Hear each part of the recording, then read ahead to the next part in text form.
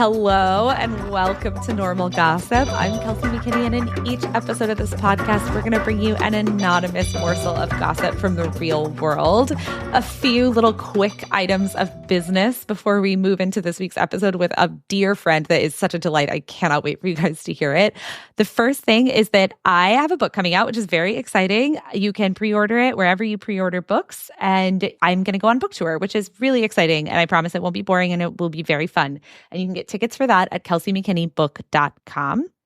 The other thing is that if you are desperate for gossip and you are sliding into our DMs, like, why aren't there more episodes? Please, I need more episodes. Please, my family is dying. If I don't have any more gossip, I'm not going to live any longer. Have you considered becoming a subscriber? You can become a subscriber to Normal Gossip at supportnormalgossip.com, and you get all sorts of cool benefits, one of which is a monthly bonus episode. In next month's subscriber episode, we're going to be talking about some Hallmark movie I haven't seen called The Spirit of Christmas, which is about a ghost, ? So can't wait to do that. But you also get all sorts of other things like access to our newsletter, advanced tips on when we're going on tour, all sorts of stuff. It's very exciting. That's supportnormalgossip.com. Okay, enough business. Please welcome back to the show, Josh Gondelman. Josh is an author, TV writer, and stand-up comedian whose new comedy special, Positive Reinforcement, is coming out soon. You may also remember Josh from the season 1 episode about the person who fakes being a marathon runner. Josh, welcome. Hello, Kelsey. I'm so delighted to see you and extra delighted to get to record a podcast with you. Josh, has your relationship with gossip changed at all since the last time you were here? I feel like I've been getting a little more gossip lately because I really went hard and was like on the podcast previously. Yeah. Like, people don't tell me the good gossip. And I feel like that's true. I don't know whether I've been seeking it out more assiduously or whether people know about me that like I do want to hear the gossip. Wow. And so I feel like I'm getting mostly the fun stuff and then occasional, part of the gossip. You cast a gossip net and sometimes you hear things that are less fun, but that's I would rather know if there's bad stuff to be known. Yeah, I was going to ask you about that because the last time you were here, you kind of emphatically said up top, like, I'm only really interested in like positive gossip. Totally. So I wondered, like, now that you're receiving more gossip, has your opinion on that changed? Yeah, well, I think it's maybe I was remiss to neglect the fact that like I think it's important to hear the tough stuff too, right? To be like, oh, I should be aware of kind of a 360 view of this person that's maybe in my life or in my professional sphere. And so I am, if this was not something I believed then, like if it was something I like didn't consider then, I do want to be on the record now saying I think it's important to know the kind of like whisper networky, like, oh, this person, like, they've been cruel to these people. And like, it's just something to know before you like seek out collaboration with them or whatever. I think that's like a really key thing. And again, I think it's like dude to dude that doesn't always get spoken, the brosip network amongst dudes. Yeah. Between bros. That's kind of my, I'm starting. That's your sweet spot. It's to get, it's to get former fraternity members to become therapists and treat other bros. And so, and I always feel very trusted when stuff like that is told. Cause I think this is like, there's gossip with like, where the soundtrack is like upbeat music and you're chatting and gabbing. And then there's gossip where it's like the very special episode music. And like, I understand the difference, but I think they're both valuable. Now that people are giving you more gossip, what format are they giving it to you in? Like, are you getting voice memos? Are people pulling you over on the side of the street? Ooh. What's the deal? Strangers. They're like, Mr. Josh. Yeah. Extra. Printing out a gossip newsletter just for you to hand to you. Yeah. Gossip zines. God, I really was hoping to see you. I only printed one copy. I was either going to give it to you or to Steve from Blue's Clues because he looks just like you. Josh. Yes. I heard that you brought a gossip for me. I did. From your new gossip gathering. Yeah. Could I have it? Of course. Oh my God, great. So this is, I've heard this through several different sources. Okay. That there's like a male pop star. Okay. Whose energy is like fairly pleasant, let's say. Like Okay.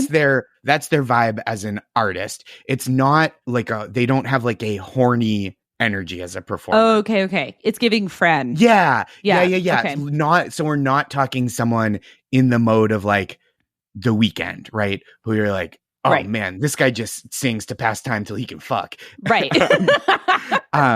Yeah, big Frenergy, I think is right. Mm-hmm. And I don't know what his romantic situation is, whether they have an arrangement with a long-term partner or whether they, whether this is like they are having unspoken romantic engagements. But this person is out and about. Oh. Sensually. Okay, so not out and about sexually. not just, they're not just at ribbon cuttings and they're out and about sitting very close to someone at the bar. Yeah. And when they have romantic encounters. Oh no. I'm so scared. You should be. When they reach what I would call to be, to be family friendly, the top of Sex Mountain. No. They ejaculate their own name from their mouth. No. Yeah, they just belt it out to the rafters. The full name. Full legal full name, birth first name. And last name. Yeah. It's still bad even if it's your first name, but it's worse if it's your first and your last name. Yeah. That's crazy.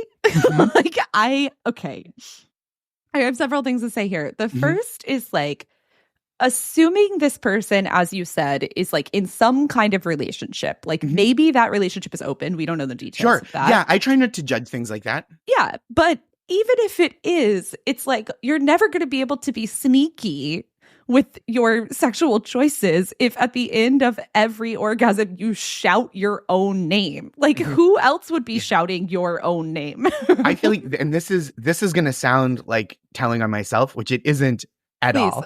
But I feel like when you are a famous person who is having like kind of romantic entanglements in the parlance of Jada Pinkett Smith. Yes. And it's like maybe a little like it's not something you necessarily want out on the town. You've got to be capable at sex, but you can't be eccentric. Special. Yeah. You can't. Yeah. Yes. You've got to do a good job because you don't want the stories getting out that like, fucking this guy's dick is backwards. It's on backwards. But you can't be doing like wild eccentric things because that's gonna make it onto a podcast. It's also kind of wild to me because like celebrities love NDAs, right? It's like they're like so horny for NDAs. They're like, so this is my favorite piece of paper that's ever existed. Makes them sing their own name. Yeah, to sign exactly. But I'm like, getting someone to sign an NDA doesn't like prevent this, right? No. Like telling your friend when I had sex with this person, they yelled their own name is like just on the table for the taking, right? Yes. Like you have to know that they're going to be telling people that. Yeah, for sure. And it's especially, it just feels, like a real own goal. It really does feel like an own goal. It feels like you're like trying to get caught in some way, or you're like trying for this rumor in particular to get out, which is extremely strange. It's so silly. And it's like, if I achieved peak sex first, and then Josh Gondelman, I feel like that's not conducive to the other. Like, that's like, I'm like, what's that? Oh, it's like moisture being wicked away. Like a Nike tech suit. Just I had not considered that this is a situation in which it is possible that your partner is still wishing to continue having sex and you have just shouted your own name. I mean, maybe, right. Like maybe if you're like, okay, they can't possibly, they must be full it's over. to We're the done brim here. with sex. They're done. And then you're like, well, I don't know. I feel like I want to celebrate a job well done. Yeah. But it is kind of like, It's like trying to get a stadium to chant your own name, right? And it's like, that's not really how it works. Like the stadium has to choose to chant your name. You can't like force them to via coercion, right? Like, I guess like, because I'm being so gross on this podcast, but I feel like it's rare that you're gross. I know, but I feel like when someone who has a penis has an orgasm, that's the celebration. That's like when you dunk, you don't then pick up the ball and kick it into the stands. You've already dunked. The kicking it into the stands feels like the right metaphor, though, because it's like this adds nothing. It's maybe hurtful. And also, why are you doing it? It's definitely confusing. Yes. Everyone in the stadium's like, we liked it when he dunked, but I don't know about that part. Yeah. In fact, a dunk was cool to see, but I probably wouldn't tell someone about it. But then when I saw him kick that into the stands. Wow. Josh, thank you for bringing this to me. You're welcome. And also to all of us. Truly my pleasure.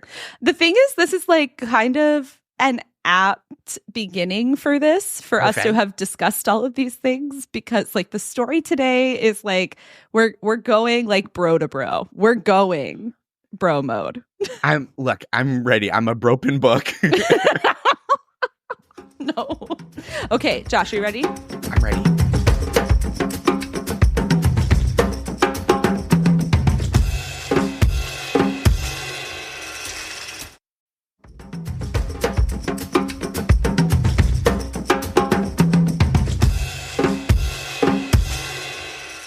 Our friend of a friend today, we're going to call her Crystal. Mm-hmm. And Crystal is in college. She's at the beginning of her senior year. And you know, when you're a senior in college, you have this like unearned confidence. Like you're the biggest fish in truly the smallest pond. Totally. You're like old enough to drink legally, but you're also still an idiot. Right. When you're a senior in college, you can be like the booze hero at a party, right? You can be like, I brought the Babs. I know I just sounded like fucking Dennis Hopper in Blue Velvet, like Babs Blue Ribbon. But that's what being a college senior feels like. Yes. And it is the first semester of senior year. So you're not like staring down the barrel of adulthood, right? It's still all fun and games. A psychologically perfect time. Yes. One night, Crystal sees this guy on campus and he invites her on a date, as college kids do. Sure. And so she goes on this date and they drive around. They go for a walk in a big park. They hit a drive-through. It's like a very cute, casual first date. This story, meeting just on a quad, going to a drive-through on a date. This is gossip from 1957. Well, it's not my business. But their conversation is great. She's like, this is really surprising, right? Like, we're really getting along. We both like physical humor. Mm-hmm. We both like the same fast food hamburger. We have like different majors and interests, but he's like so cute to Crystal. Sweet. She's like, his smile is like the first firefly you see in the summer. What? Wow. Is Crystal poet laureate or not poet laureate, but this is from Amanda Gorman. It's also like corny hour, right? Like she's like, I look at him and I feel like the center of the universe. It's so cute. Yeah, you're a family man and you love love. Do you think that this can be enough to fall in love with someone? Yeah, I do think it can be enough to fall in love with someone. I don't know that it's enough to like move in with someone, but I think there is a beautiful quality to like falling in love and enjoying it for as long as feels wonderful. Yeah. Crystal also thinks this, and she's like, this is a great first date, right? Like, I'm feeling really good.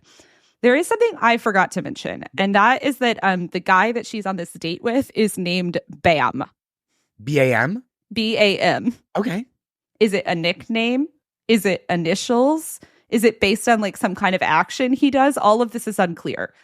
Crystal on the date is like, why Bam? And Bam's like, what?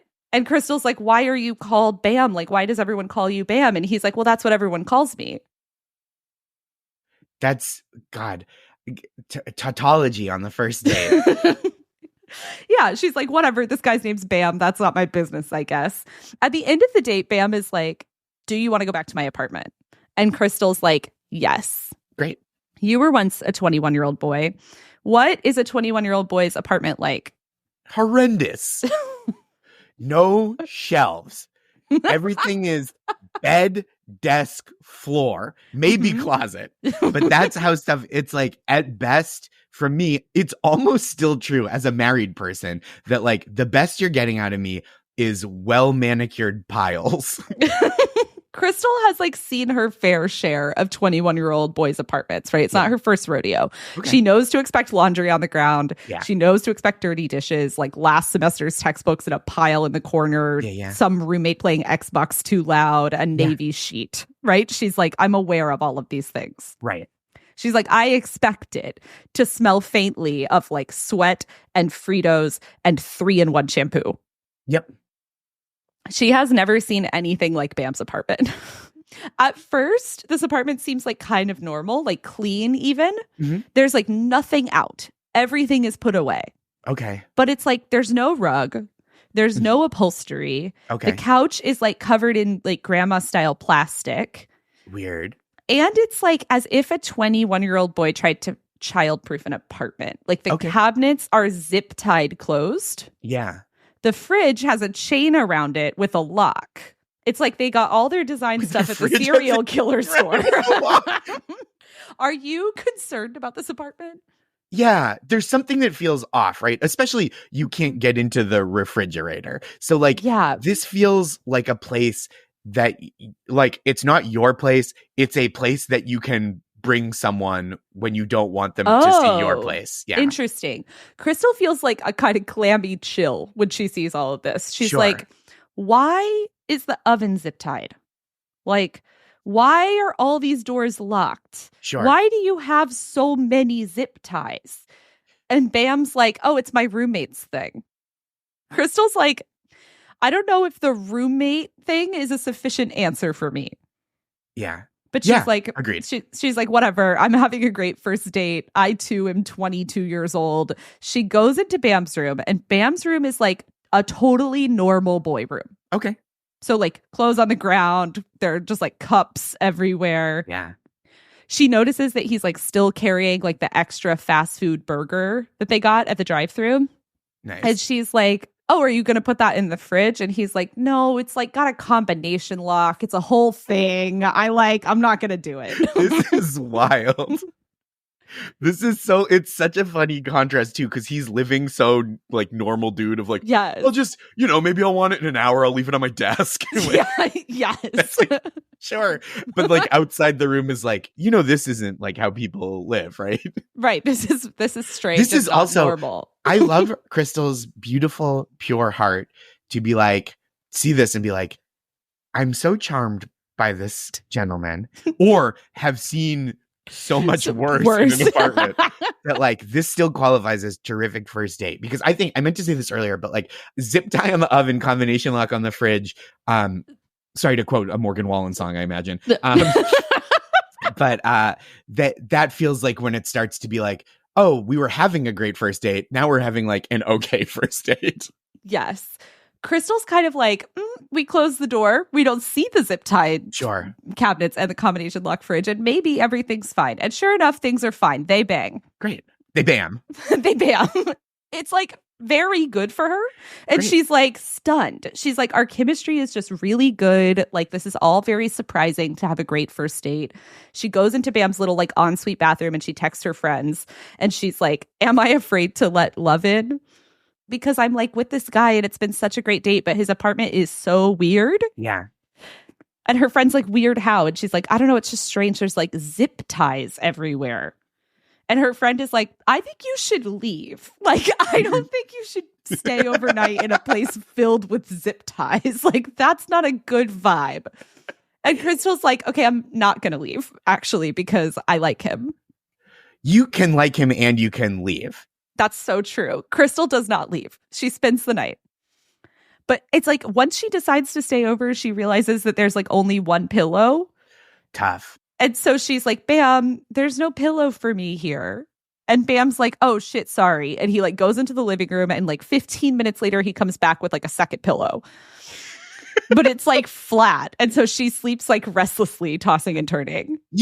Look, I'm not going to say I've never been this guy, but when you find the Airstats surrogate pillow, Yeah. That's your pillow. Be a gentleman. Wow. Yeah. Let a lady have the bed pillow, and you take whatever, the closet pillow or the couch pillow or Yeah. the one What is that's been zip chivalry tied dead? into the oven. Yeah. Yeah. In the morning, she wakes up, Bam is gone. She's like, it's not my first time to wake up in a bed that once had a man in it and now does not. Sure. She's like, but it's weird because it was a great date and also it's your bed, right? Yeah. Like, where are you? She's like, huh.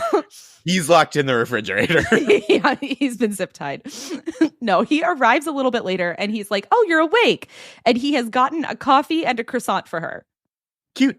Very cute. And she's like, the good thing about a boy who's not clean is he doesn't care if I eat this croissant in his bed. Yeah. And so she does. Croissant is like truly bottom 5 bed food. Yes, it's so crumbly.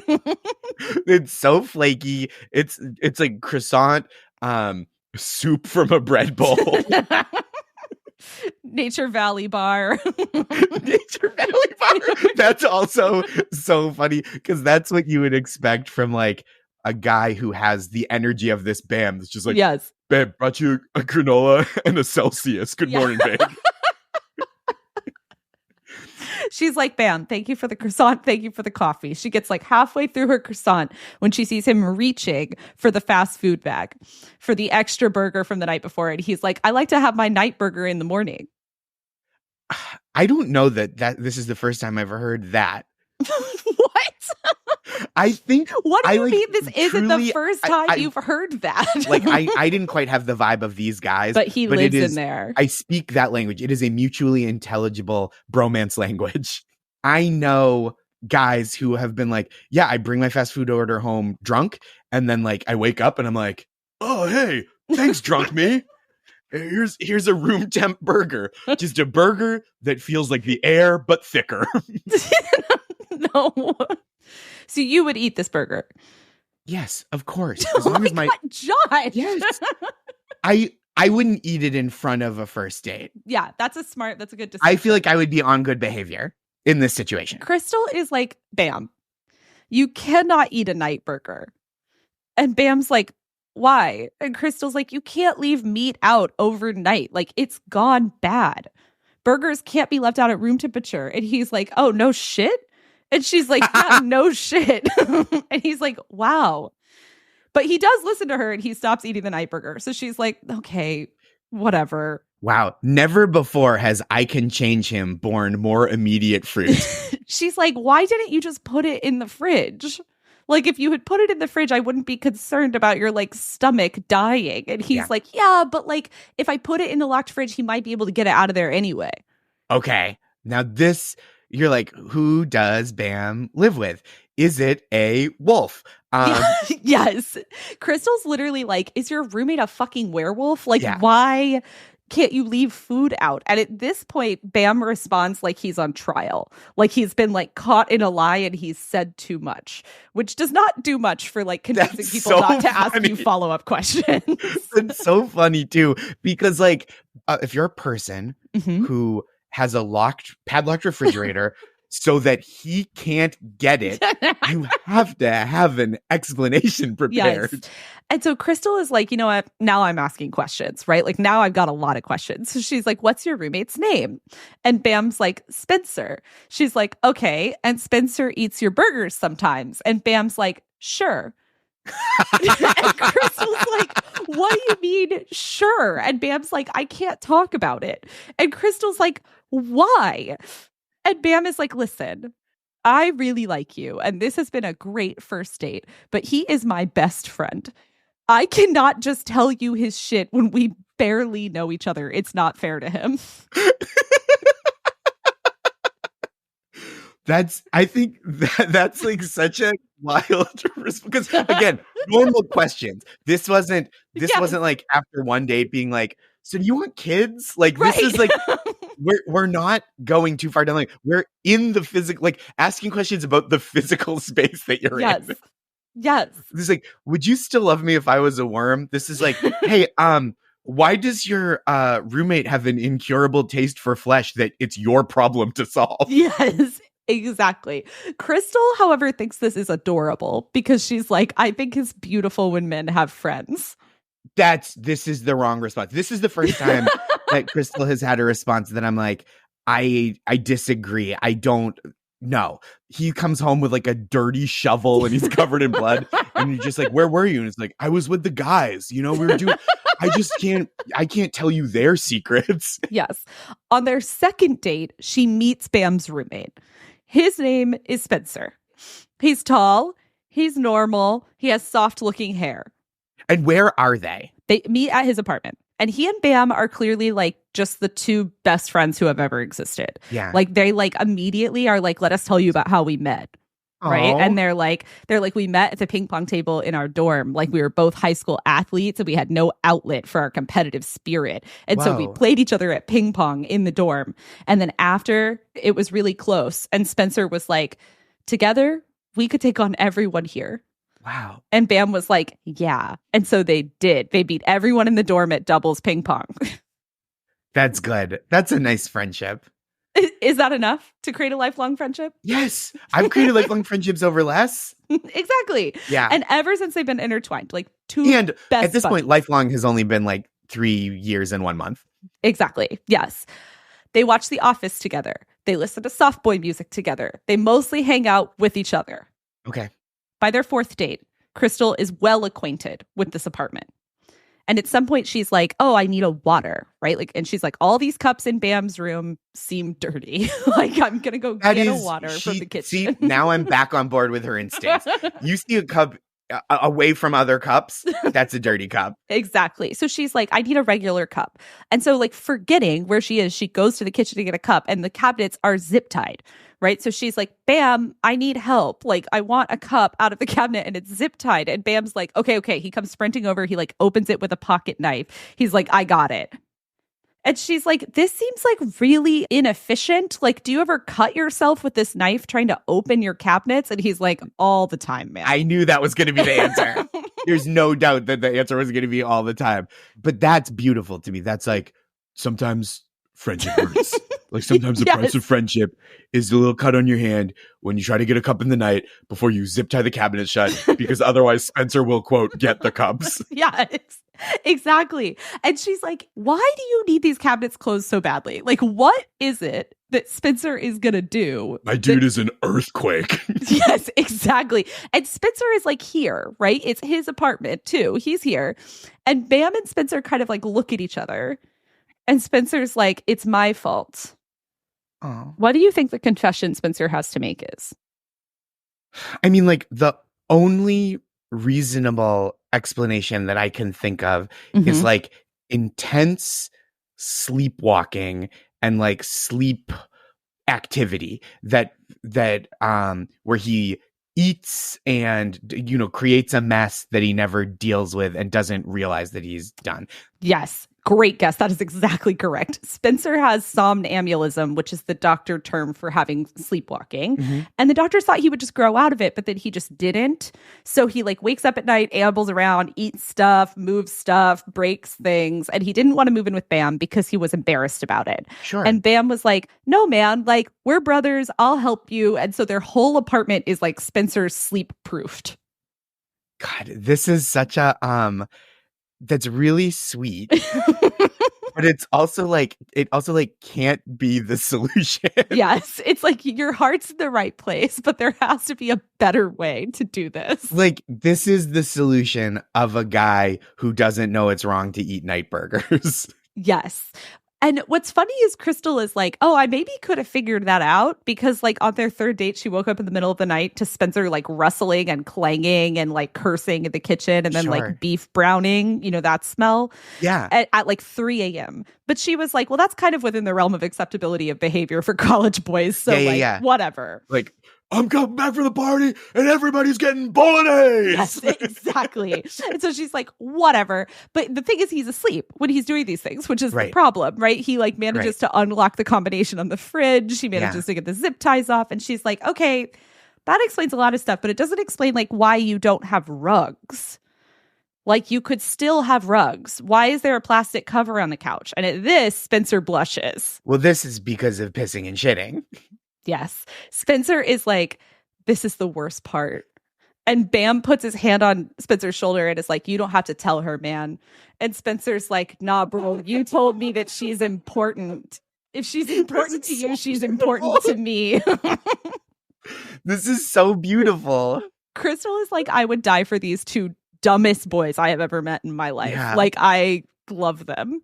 And then Spencer tells her what you have already correctly guessed, which is that if he has too much to drink, if there's stuff in his bladder, he gets up and in his sleepwalking, he tries to pee in the wrong places. And this is embarrassing and he feels really bad about it. And I understand that feeling. Yeah, and Crystal is like, oh no, Spencer, like, I'm so sorry. Like, I called you a werewolf and you're like clearly struggling. Like, I didn't mean to do that. And Spencer's like, it's okay, man. Like, don't worry about it.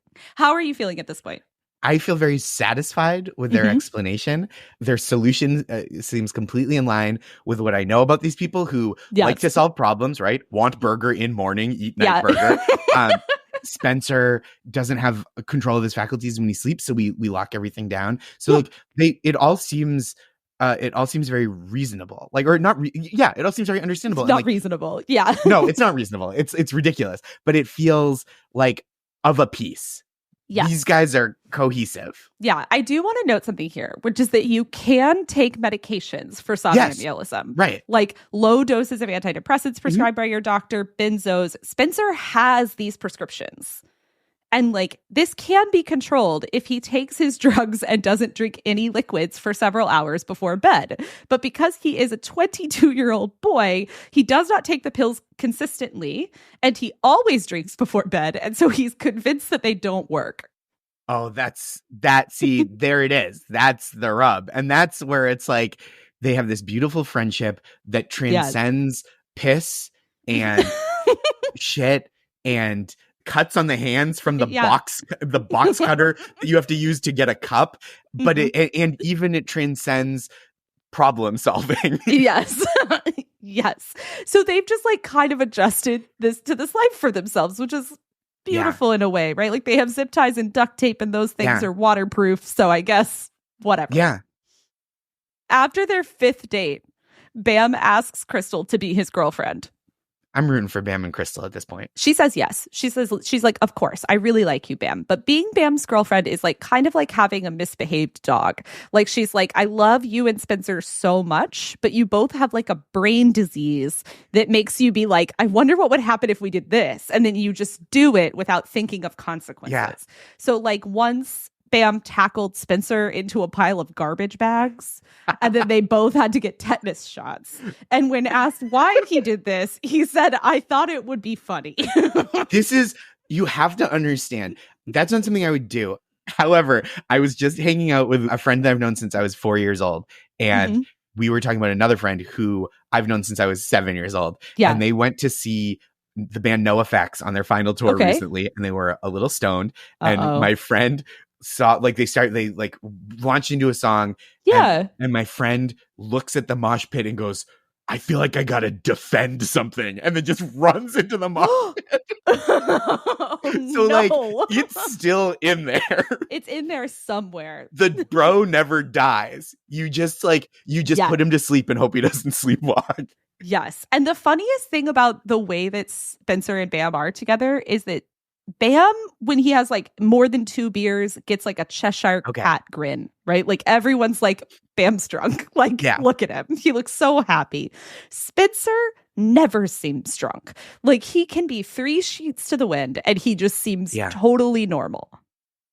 So like one time they went bowling, smashed on fireball shots, and Spencer was just like casually bowling strikes, just like absolutely hammered, while Bam was like yelling and dancing with grandmas, right? The seasons change. A few months go by. Crystal and Bam tell each other they love each other. She comes to appreciate Spencer. She's like, he's sweet, he's affable, he's shy. Like, I hate that he's so self-conscious about this sleepwalking thing, right? Like, he's so down on himself. And she's like, Everyone loves him. Everyone wants him to overcome this. And she's like, selfishly, I would really like if Spencer had a girlfriend, because then I would have someone to like talk to while the two of you are tackling each other into garbage bags, right? Right. While you're like seeing who can let each other slap him in the face the hardest. Exactly. So she's like, Spencer, do you want to date any of my friends? But Spencer is like a cliche superhero. He's like, I can't date let anyone close. Like, for their own sake, I have to protect others. It's like, okay, Batman. Yeah, exactly. But then one day, Crystal comes into the apartment and Bam and Spencer are arguing. This never happens. So she's like, what is going on here? She's like, what's up, boys? And Bam's like, oh, nothing. Just Natalie is having a party. Ooh. And Crystal's like, who's Natalie? Natalie is Spencer's high school crush. Wow. She knows how to longboard. She's trilingual. She understands pass interference in football. And she has personally invited him to this party. Do they go to college together and Natalie's also there? Okay, got And it. Spencer is still like, no, she doesn't want me there. Like, she just asked me to be nice. And Crystal is like, I don't really believe that. And Bam is like, can you show Crystal the text? And so Spencer shows her the text. And the text is like, hey, with like 8 Ys. Cannot believe we see so little of each other. I'm having a totally chill party on Saturday. Would love it if you came. Bring Bam, bring whoever. I'd love to see you. This is smart. I think it's sincere. I mean, it all seems sincere, but to say bring Bam is like, she knows how to get Spencer to go somewhere. It's like, you gotta, he needs his emotional support, Bam. Yes. And Spencer to Crystal is like, this is a form text.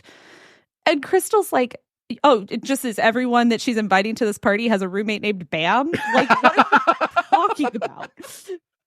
He's like, are you going to bring, is Bam H going to be there? Yeah, exactly. And Spencer's like, maybe she just wants Bam there. And Crystal's like, I really don't think so. Like, I think she wants you there.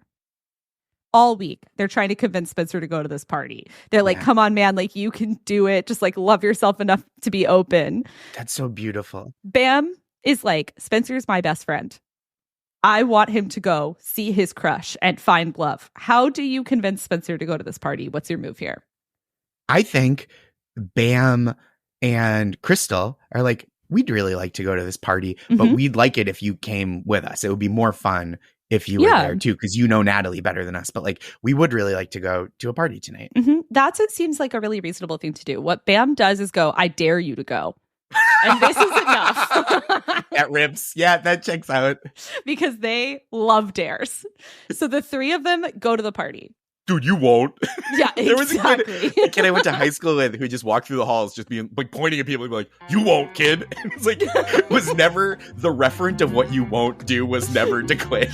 You won't. Wow. He would just say it all day long. Okay, are you ready to go to this party? Yeah.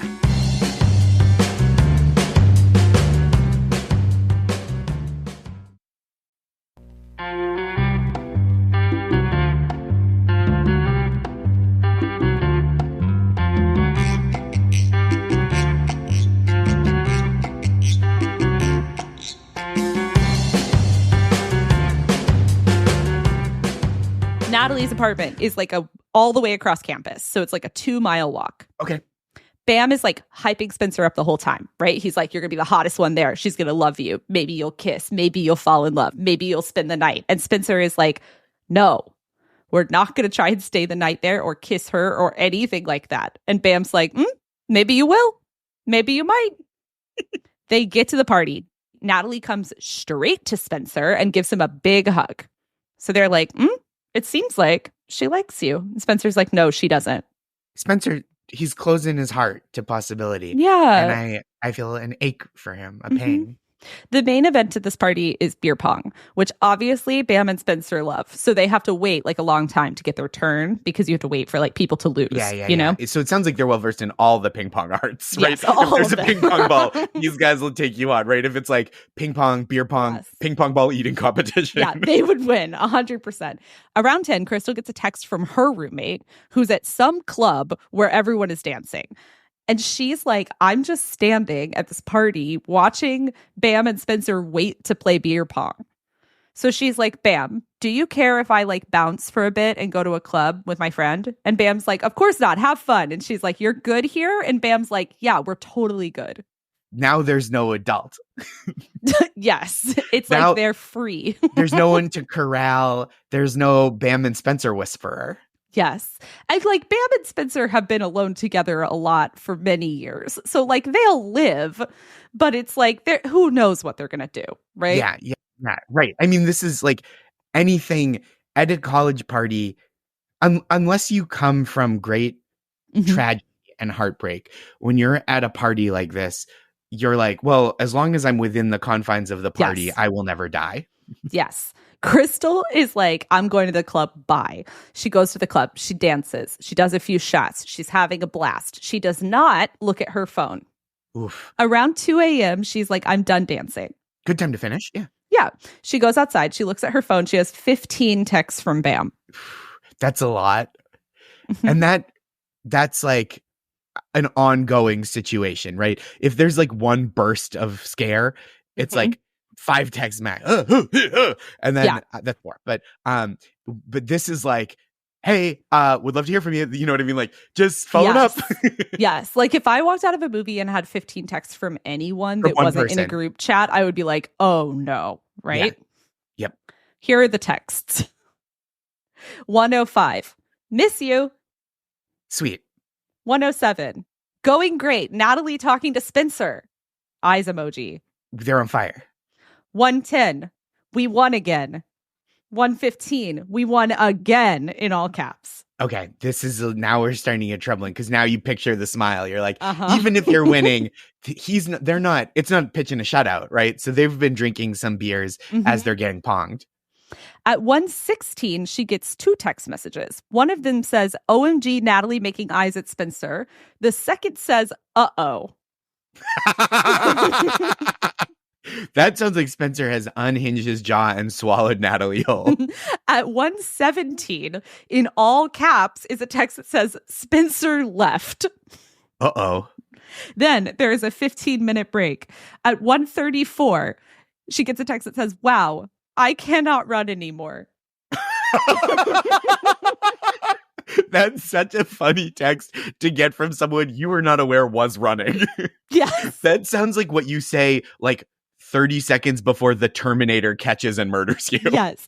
At 145, there are 2 messages. So 10 minutes after, wow, I can't run anymore, she gets, JK, I'm good at running again. And was just tired or something. This guy rules. At 146, she gets 2 more messages. The first, you are not going to believe this shit. The second, I'm laughing so hard, I'm going to die. At 148, she gets, uh-oh. At 149, she gets, help. Wow. At 150, she gets, Spencer is lost in all caps. Call me when you get this.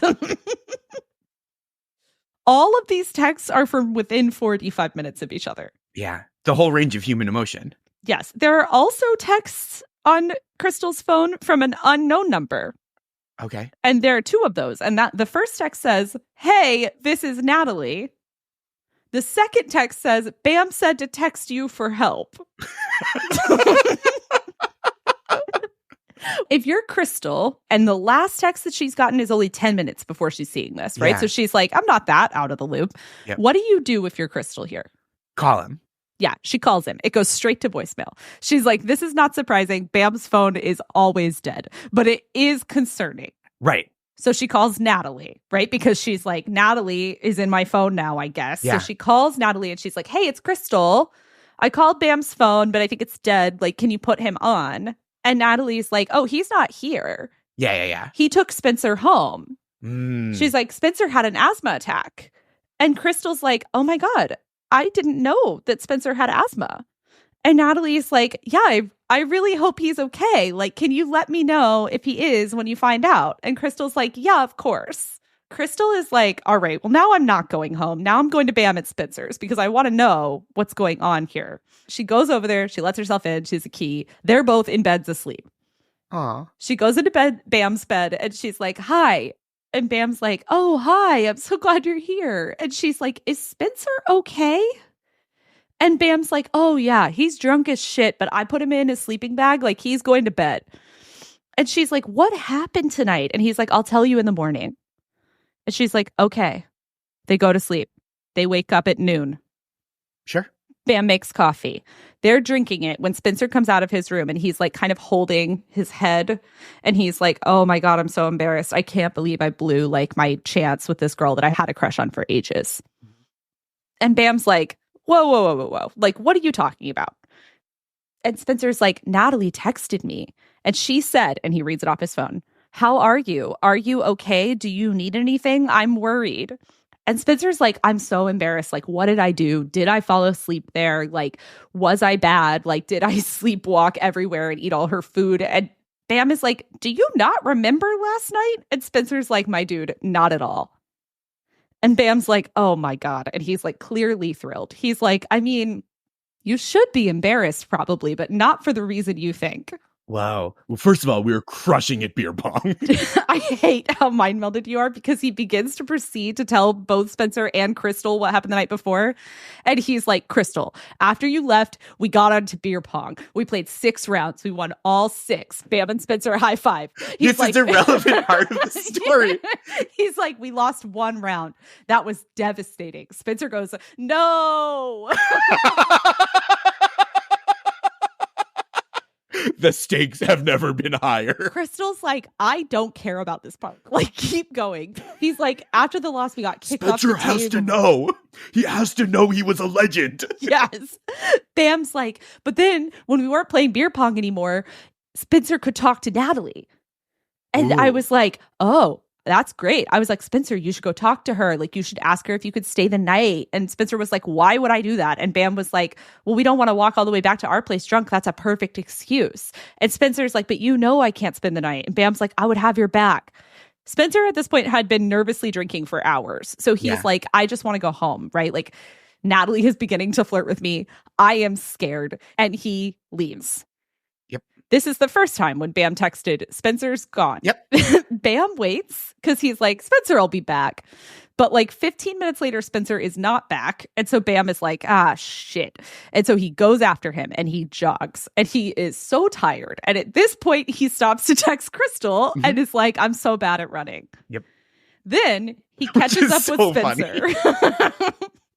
And Spencer is like, why are you running? And Bam's like, you have to believe in yourself, man. You have to believe in love. Like, you have to give yourself a shot. And Spencer is like, I love you and I'm obsessed with you, but like, I'm too scared.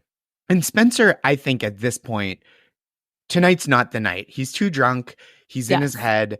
It's not happening. And yeah, it's not going to happen. And I don't think he would have a nice time if he went back and tried to talk to her. Bam, at this point, has his Cheshire cat smile on. And he's like, I know how to fix this. And in mischief mode, he's like, I dare you to ask her out. And Spencer's like, no, I'm not doing a dare about this. It's too much. Your Bam, your dare usually works. It has not worked this time. What else could you do?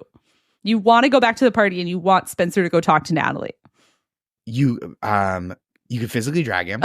Yeah, that is an option. Okay. It doesn't feel out of the question for these guys. You could like ask him, you could be like, bro, this means the world to me as a bro to bro. Or you could reach out to Natalie and try to get her to help ensnare Spencer to go back to the party. All great options. What Bam does is he goes, I'll race you back to the house. If I get there first, I'm telling her that you want to go on a date with her. Good. This is better than my options. Spencer considers this for a moment, and then he takes off back toward the house at a full sprint. Wow. This surprises Bam. Bam loves it. He bolts off after him. They're now in a race. We've got a foot race back to the house. Bam eats shit on some stairs at the campus, and so he loses a bunch of time. Yeah, that's Spencer tough. Is beelining for the party. He has no plan. The only thought in his drunken brain is that he has to get to Natalie first so that Bam won't tell her that he has a crush on her. He's running. He pulls ahead. He bursts through the door like Kramer and Seinfeld are like the fucking Kool-Aid man. Bam is like coming up behind him. But by the time Bam gets there, everyone in the party is silently staring at Spencer, including Natalie. Who's just like, yes. Katy Perry's California Girls is playing at full volume. And he is not very California Girls right now. No. Bam at this point texts Crystal that actually he can run after all. Which is good. Yeah. How would you play this? You've burst into the apartment at full speed. Your crush is there. You only now realize that you had no plan for once you arrive. Well, I think I would be like, I went to get some air. Bam bet me he could get back to the Bam found me and bet me he could race me back to the party. Don't tell the other stuff because you don't have to tell the other stuff. What Spencer does is have an asthma attack. Except the thing is, Spencer does not have asthma. Yeah. So everyone is like, is this poor idiot going to die in our apartment? Right? Like, they're like, he can't breathe. Someone help him. Natalie is so concerned. She like runs over. She's like, Bam, what's wrong with him? And Bam's like, I don't know. Like, I don't know what's going on here. And Spencer, like trying for the Emmy, uses a raspy voice to be like, asthma. I think I've got the black lung pops. Yes. Bam is like losing his mind. He's like, Spencer does not have asthma. As he's telling this in the kitchen the next morning, Spencer is just going, no, no, no, no, no, no, no, no, no. This is the only time in this part of the story that I think Bam has made a mistake, because it's like, you gotta confirm your bro's alibi. Oh, and he does. Bam is a fucking thespian, and he's like, oh no, he's having an asthma attack. He's like, Natalie, text my girlfriend. Hurry. This is her number. Oh, wow. Maybe she can bring his inhaler. There is no inhaler. Meanwhile, Bam is like, you got to get it together, man. Like, you got to sit down and you got to breathe slow. So Spencer does this. He sits down. Some nursing major like brings him coffee and is like, they say caffeine can help in an asthma attack. And Spencer and Bam, they don't know if this is true or not. So Spencer just like drinks the coffee anyway. Sure. Right. They don't know how to solve this fake problem. Yes. Yes. They're just like, I heard you got to let someone kick you in the throat. Like, I guess that's what we're doing now. Exactly. I don't know otherwise. So after he's drunk the coffee and they've decided that it's been a sufficient amount of time, they're like, we've got it under control. Like we've managed his attack. Yeah. And Natalie's like, oh my God, I'm so glad. Like, I was so worried. Like, I don't think you guys should walk back. Like, he just had an asthma attack. I really think you should stay the night. Wow. Bam is elated by this. Of course. Spencer mortified. Is mortified. And he bolts. Oh, that's good. At this point, Bam is laughing so hard he can't breathe. And everyone is like, you need to go get your friend. Like, he was just having an asthma attack and now he's running. And Bam's like, you're so right. So Bam chases him home. That's great. This is like what it would have been like to date Travis Kelce while he was in college. Yes. It's just, but he has that, like, when people talk about his like kind of like exuberant puppy dog energy, it's like, this is what that looks like until you focus it into like, you have to like have car insurance and stuff. Yes. We are almost at the very end. How do you feel? Whose side are you on? Well, I feel like everybody's doing their best here, but I think Crystal knows what she's in for. I don't think she was wrong to leave. She wasn't having a good time at the party. Yeah. Was having a better time dancing. Yeah. I think Bam, his heart was in the right place, but he was misguided to try to trick Spencer into flirting back with Natalie, hammered. Yes. Also after forcing him to sprint, right? After forcing him to sprint. Spencer he made the mistake of lying about the asthma attack, but I feel like this is 50-50 a lie that you can explain away and just be like, I was so drunk and embarrassed. I said this because I was like huffing and puffing and I'd race Bam. And then you parlay it into because blah, blah, blah, blah. Yes. That's the gambit that I would attempt if I was 22. And that I think would have worked. Spencer is like smacking himself in the head because he's like, I fucked this so bad. Like, I pretended to have asthma. I never made a move. I don't remember any of this at all. And it sounds hilarious. This is like drinking blue Gatorade when there's a lemon lime right there. Exactly. And Crystal is like, I don't really think you fucked it up that bad because I talked to Natalie on the phone last night. And they're both like, what? And she's like, yeah, Bam, your phone was dead. So I called Natalie to make sure you weren't both dead. And I was like worried. And Natalie was really worried about you. Like, she seemed to really care. Crystal's like, so I think if you play this right, this could be great for you. And so she helps him craft a text to like ask Natalie to get coffee, right? Like very low stakes. And he and Natalie went to get coffee. And they did end up dating, and they dated for 8 months. And the whole time, Spencer pretended to have asthma. Oh, no. You can't. You can't. You can't you've got to ditch the lie, because it's not a cute lie. It's not like, oh, yeah, I said my favorite movie was your favorite movie, so we go to that movie together. This is like, you're scared for my life every time I go.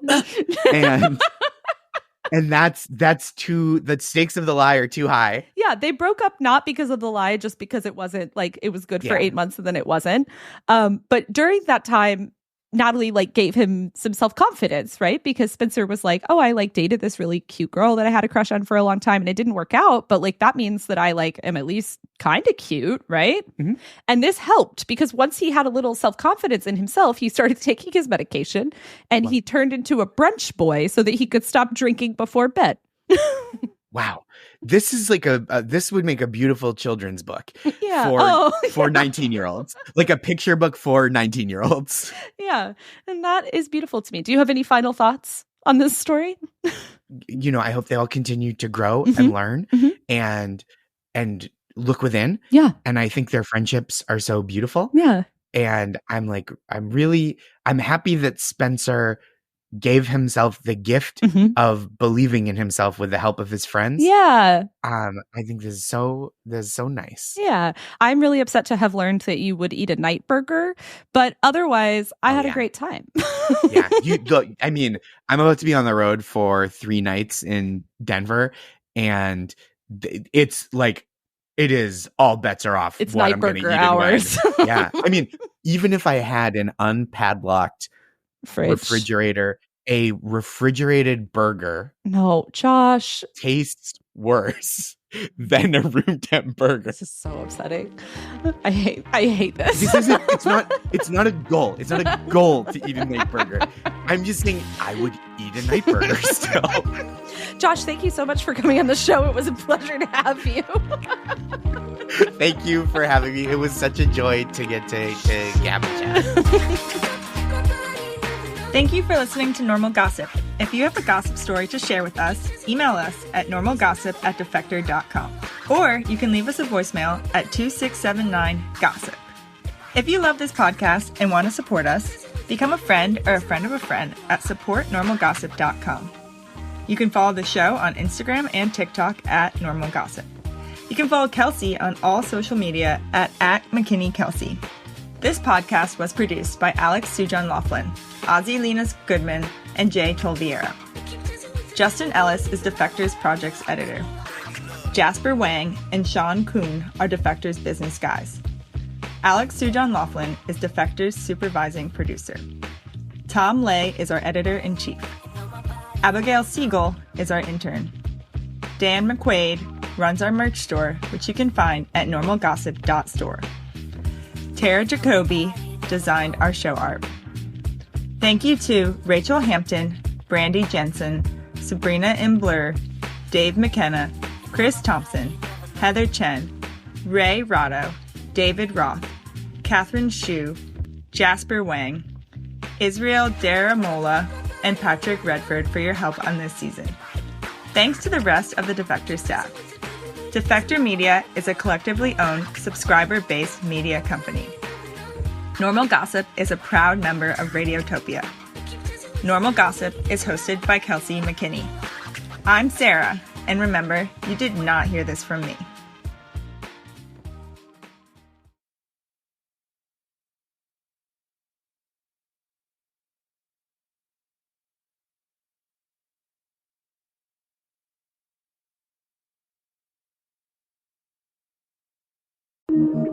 Radiotopia